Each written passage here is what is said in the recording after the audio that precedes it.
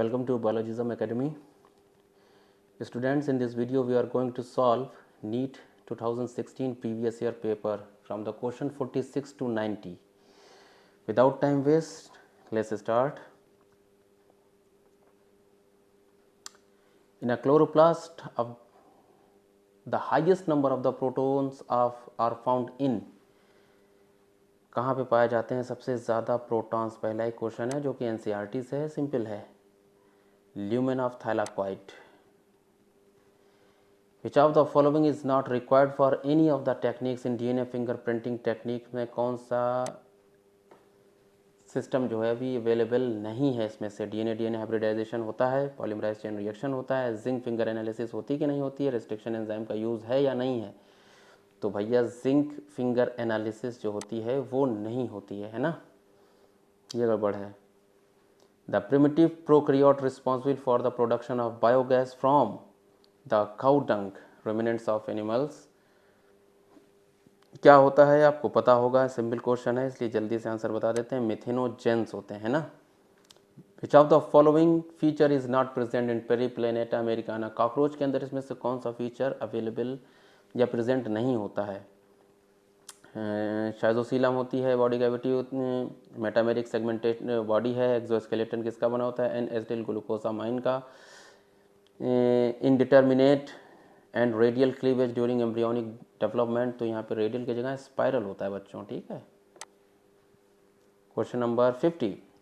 A system of rotating crops with legume grass pasture to improve the soil structure and fertility. तो कौन सी farming होती है बच्चों? जब फर्टिलिटी बढ़ाई जाए और सॉइल स्ट्रक्चर को बढ़ाया जाए, तो ये हो जाएगा आपका ley farming. Okay. Which of the following is wrongly match. इसमें से कौन सा है जो गलत तरीके से मैच किया गया है? Clostridium butylicum lipase, Trichoderma polysporum cyclosporin A, Monascus purpureus statin, Streptococcus जो है स्ट्रेप्टोकाइनेज. क्या चीज़ है जो इसमें से गलत है? तो क्लोस्ट्रिडियम ब्यूटिलिकम जो होता है वो लाइपेज.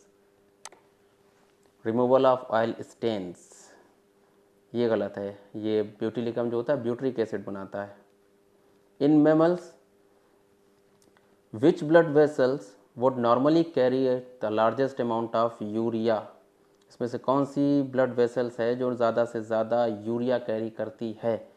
तो हेपाटिक वीन, याद रखिएगा, ये सबसे ज़्यादा यूरिया कैरी करती है. Pick out the correct.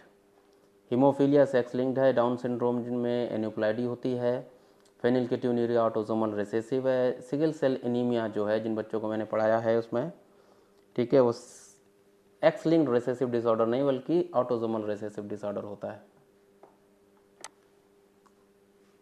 Which of the followings guards the opening of, मतलब मदद करते हैं hepatopancreatic duct into the duodenum, open होने में इसमें. तो आपके इंस्फिंक्टर ऑफ ओडाई जो है वो मदद करता है ना. Microtubules are the constituent of 9+2 का अरेंजमेंट जहाँ पे दिखेगा बच्चों वहाँ पे ये चीज़ होगी. सेंट्रोजोम, न्यूक्लियोजोम ना, न्यूक्लियोजोम आ गया, गलत हो गया.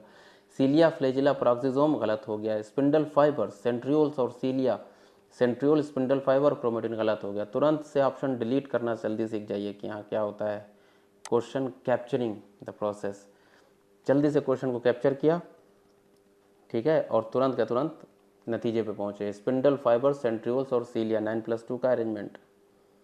The coconut water from the tender coconut represent. बहुत ही सिंपल वाला क्वेश्चन है, ये एनसीईआरटी में मौजूद भी है. जल्दी से आंसर भी बताता हूँ, जल्दी से निकलते हैं आगे कठिन वाले क्वेश्चन की तरफ. फ्री न्यूक्लियर एंडोस्पर्म होती है, सोचना ही नहीं है. Tricarpellary in carpus gynoecium is found in the flowers of. जो ये आपके एनसीईआरटी में 3 या 4 फैमिली दी गई हैं, 4 फैमिली अपनी, उनका फ्लोरल फार्मूला, उनका फ्लोरल डायग्राम पढ़ लीजिएगा. ज़रूर उससे क्वेश्चन आता है, ठीक है. नेग्लेक्टेड टॉपिक ज़रूर है, लेकिन क्या पता एनटीए ने पूछ दिया तो फिर अपने नंबर 4 चले जाएंगे, वो बहुत इंपॉर्टेंट है. Liliaceae.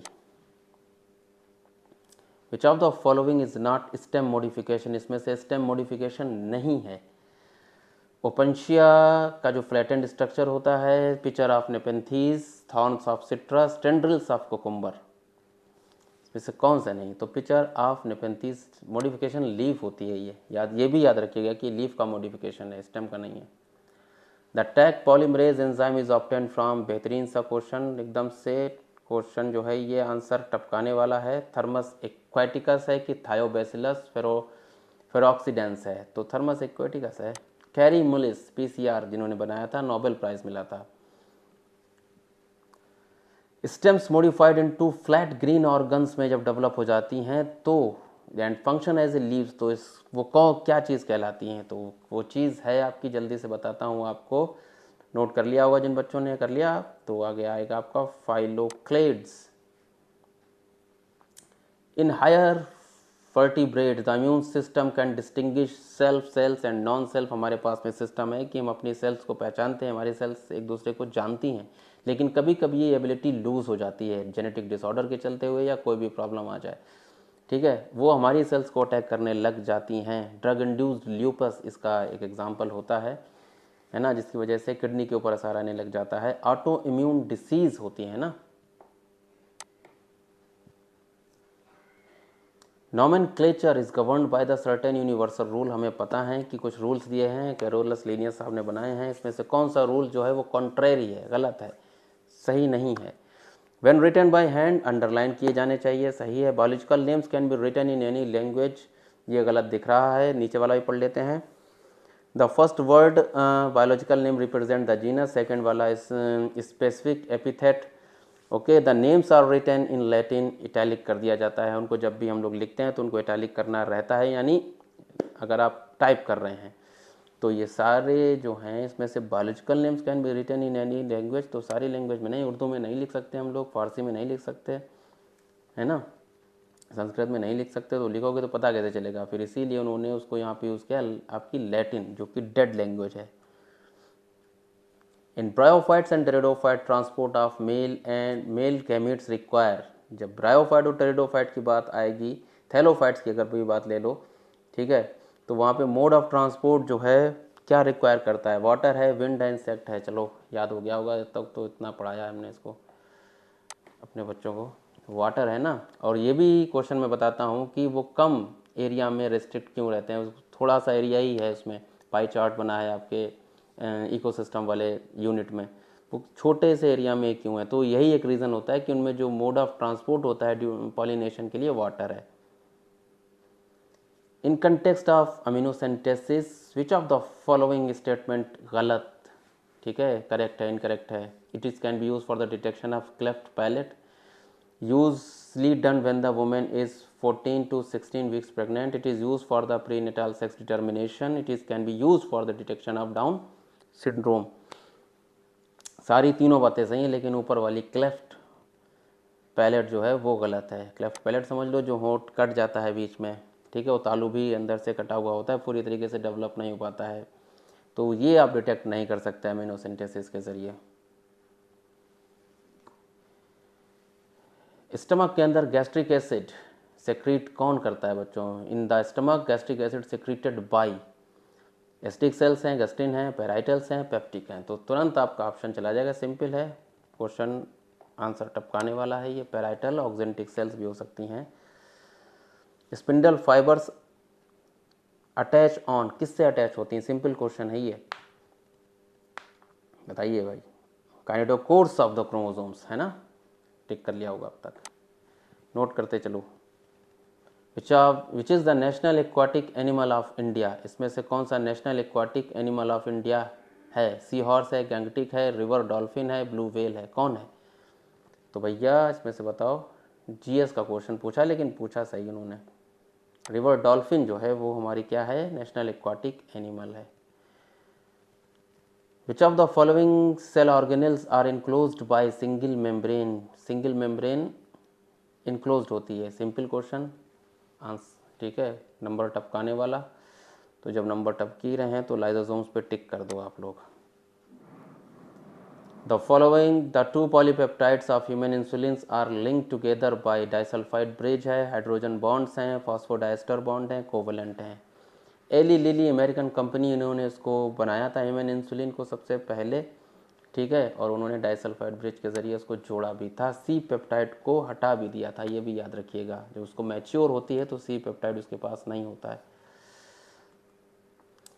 In which of the following all the three are macronutrient हैं। ये क्वेश्चन थोड़ा सा ट्विस्ट था, गलत था, लेकिन हमने जो क्वेश्चन का क्राइटेरिया होगा एनटीए का, जो पूछना चाह रहे होंगे, वो मैंने पूछ लिया यहाँ पे। नाइट्रोजन, सल्फर, फास्फोरस, इसमें 3 आपको ऐसे सिलेक्ट करने जो मैक्रो हैं। तो सल्फर की जगह पे बच्चों क्या लिखा था, अपना निकेल लिखा हुआ था, तो मैंने उसको उठाया, वहाँ पे सल्फर किया ताकि क्वेश्चन बन जाए अच्छी तरीके से। ऐसा क्वेश्चन आया था तो, लेकिन उसमें आपको फुल मार्क्स मिल गए होंगे जिन्होंने भी अटेम्प्ट किया हो या ना किया हो, लेकिन वो मार्क्स सबको दिए जाते हैं equally. Which of the following statement is wrong for viroids के लिए गलत है। ये क्वेश्चन भी कई बार रिपीट हुआ है, जिसमें हाई मॉलिक्यूलर वेट ना हो करके बल्कि बच्चों लो मॉलिक्यूलर वेट होता। बाकी सब कुछ सही, नीचे देख लो आप लोग, है ना। Analogous structures are the result of, किसका रिजल्ट होते हैं, ये भी बहुत ही सिंपल क्वेश्चन है। एनालॉगस स्ट्रक्चर जहाँ पे आ गया, सबसे पहले आपकी आंखें ढूंढना चाहिए convergent evolution. Okay, the select the incorrect statement. तीनों ऑप्शन सही हैं ऊपर वाले। LH जो लेडिक सेल्स के ऊपर वर्क होता है, FSH को स्टिमुलेट करते हैं सेरोटोली सेल्स को। स्पर्मियोजेनेसिस के लिए LH triggers evolution, LH FSH decrease gradually during the follicular phase. Okay, ये वाला ऑप्शन जो है डिक्रीज नहीं बच्चों बल्कि इंक्रीज होगा ना। नेक्स्ट है which of the following characteristics is not shared by birds and mammals. इसमें से कौन सा कैरेक्टरिस्टिक्स बर्ड्स और मैमल्स शेयर नहीं करते। सिंपल है, इतना कोई खतरनाक नहीं। विवी पैरिटी, बर्ड्स कभी भी बच्चे नहीं देती हैं, ठीक है, लेकिन मैमल्स कभी कभी अंडे ज़रूर दे देते हैं। तो 2 एग्जाम्पल याद रख लीजिएगा, एकिडना और प्लेटिपस, ये 2 एक्सेप्शन है मैमल्स में। विच of the following statement is not correct. ये लंबा सा क्वेश्चन जो दिखाई दे रहा है कंफ्यूज करने के लिए। Some reptiles also reported as a pollinator, सही है। Pollen grains many species can germinate on the stigma of the flower but only one pollen tube germinate होती है and goes through the style. क्या सिर्फ एक ही पॉलन ट्यूब जाती है? नहीं, ऐसा नहीं है ना। तो यही वाला जो ऑप्शन है आपका वो गलत है, ओनली 1। बाकी सारे सही है। देखो, नेक्टर रॉबर्स भी बोला जाता है, वो रिवॉर्ड तो ले लेते हैं लेकिन कहीं और नहीं जाएंगे, मतलब पॉलिनेशन नहीं करते, तो नेक्टर रॉबर्स बोला जाता है उनको, लुटेरे। तो सेकंड वाला जो ऑप्शन है वो गलत है, क्योंकि यहाँ पे क्या पूछा है, not correct. Seed formation without fertilization question जो है, ये आंसर इसमें से बहुत ही सिंपल है, नंबर टपकाने वाला है। एपोमिक्सिस, एपोमेक्टिक जो होती है प्रोसेस, उसमें सीड तो बन जाते हैं विदाउट फर्टिलाइजेशन, ठीक है। और फ्रूट फॉर्मेशन विदाउट फर्टिलाइजेशन क्या कहलाता है, ये भी बहुत सिंपल है, पता होगा आप लोगों को, कमेंट करके बताइए। विच of the following approaches does not give the defined action contraceptive. कौन सी ऐसी अप्रोचेस है जो गलत है, मैचिंग में नहीं सही बैठ रही है। Hormonal contraceptive prevent retard entry of sperm, सही है। ट्राई आयोडीज जो है, ये पूरी एनसीईआरटी की लाइन लिखी, जो भी सही है। लेकिन वेसेक्टोमी देखो, यहाँ पे प्रिवेंट क्या कर रही है, वो स्पर्मेटोजेनेसिस को प्रिवेंट कर रही है ना भाई। स्पर्मेटोजेनेसिस तो होगा लेकिन मीट नहीं करने दिया जाएगा स्पर्म और ओवम को। वास डिफरेंस को कट कर देते हैं ना ट्यूबेक्टोमी में, फेलोपियन ट्यूब को कट करके गांठ लगा देते हैं पूरी इस तरीके से। The amino acids,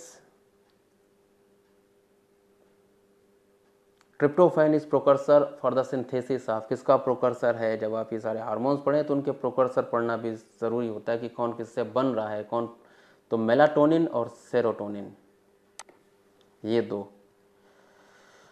river with inflow of domestic sewage rich in organic waste में रिजल्ट इन, क्या हो सकता है। तो दिमाग लगाइए कि जब डोमेस्टिक वेस्ट बढ़ जाएगा सीवेज का, तो वहाँ पे ऑर्गेनिक वेस्ट बढ़ेगा, बैक्टीरिया मौजूद हो जाएंगे, वहाँ पे वेजिटेशन भी अच्छी तरीके से उगने लग जाएगी, होने लग जाएगी, और वेरिएबली ऑक्सीजन जो होगी हमारी क्या हो जाएगी, कम हो जाएगी। डिजॉल्व ऑक्सीजन कम हो जाएगी, डिजॉल्व ऑक्सीजन कम हुई तो किसके ऊपर असर गिरेगा, मछलियों के ऊपर। तो death of fish due to lack of oxygen. Gause principle of competitive exclusion states that, क्या स्टेट्स करता है। तो ये सिंपल क्वेश्चन है, गॉस प्रिंसिपल का आपको डेफिनेशन याद होनी चाहिए। No two species occupy the same niche indefinitely for having the same limiting resource, है ना। दो कोई स्पीशीज़ जो होती हैं एक साथ नहीं, उन्होंने बोला कि को एग्जिस्ट कर सकती हैं। अस्थमा में बी एट्रीब्यूटेड टू, किस लिए होता है अस्थमा आपका? Allergic reaction of the mast cells in the lungs, inflammation of trachea, bacterial नहीं है, एक्यूमुलेशन ऑफ फ्लूइड नहीं है, एलर्जिक रिएक्शन होता है बच्चों, ठीक है, बाद में इन्फ्लामेशन होगा। The standard petal of papilionaceous corolla is called corona pappus vexillum, तो याद रखिए ये वैक्सिलम कहलाता है। पेप्लिनोसी जो फैमिली होती है हमारी, उसका जो पेटल्स होता है यूं करके होगा, ऐसे करके, ये बड़ा वाला होगा, उसके अंदर छोटे छोटे आते चले जाते हैं, वैक्सिलम होता है, ठीक है। Which of the following is restriction endonuclease, इसमें से कौन सा रेस्ट्रिक्शन एंडोन्यूक्लियस है? तो इसमें से है आपका, सिंपल क्वेश्चन है, इसमें ज़्यादा इतना सोचना नहीं है, हिंट सेकंड है। It is much easier for small animals to run up hill than for the large animals, बड़े वाले नहीं चल पाएंगे लेकिन छोटे वाले लगातार दौड़ते रहते हैं, इधर से उधर, उधर से इधर, इधर से उधर। ये क्यों है ऐसा? इसलिए है क्योंकि उनका जो BMR होता है वो हाई होता है, यानी smaller animals have high metabolic rate. The followings are two statement regarding origin of life, जो हैं इसमें से कौन सा स्टेटमेंट जो है सही है या गलत है? तो अर्लीस्ट एनिमल जो थे appeared on the earth were non-green and presumably anaerobe, सही है। the first autotrophic organisms were the chemoautotrophs and never release oxygen, ये भी सही है। तो दोनों ऑप्शन आपके सही हैं, तो आंसर था आपका A and B, both are correct।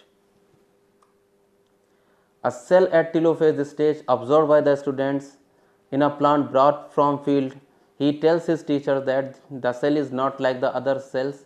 At the telophase stage, there is no formation of the cell plate and the cell is containing the large number of the chromosomes as compared to the other dividing cells. उसने अपने teacher को बताया है कि telophase stage पे बाकी sales तो मैंने देखी हैं, लेकिन ये जो सेल्स है इसमें से बहुत सारे क्रोमोसोम्स दिख रहे हैं और सेल प्लेट का फॉर्मेशन भी नहीं हुआ है। तो टीचर ने आंसर बता भी दिया। तो जैसे कि मैं बता रहा हूँ आपको, तो पॉलीप्लॉइडी देखी उसने बेटा। डिप्लीशन ऑफ विच गैस, बहुत ही सिंपल क्वेश्चन है, तुरंत ढूंढिए एकदम से, कौन सी गैस इधर डिप्लीशन हुआ इधर स्किन कैंसर हुआ, तो कौन सी गैस बचाती है हमें? तो ओजोन, ठीक है, UVB रेडिएशन से बचाती है और यही सबसे ज़्यादा खतरनाक भी होता है, dangerous. Joint forest management concept was introduced in India, कौन सा यूज़ हुआ था?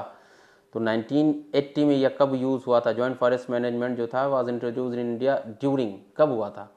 तो 1980 में हुआ था। ये NCERT में है, आपके चैप्टर नंबर 16 में है, जॉइंट फॉरेस्ट मैनेजमेंट, देख लीजिएगा, ठीक है। Which of the following is the starter codon, इसमें से कौन सा स्टार्टर कोडॉन है?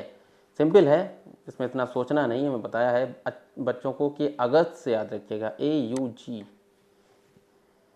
लास्ट क्वेश्चन है आपका, द टर्म इकोसिस्टम, ये भी बहुत सिंपल क्वेश्चन आ गया, वाज क्वाइंड बाय। जब सिंपल क्वेश्चन आते हैं तो बड़ा अच्छा लगता है ना कि हाँ कुछ हो सकता है और होगा भी ज़रूर।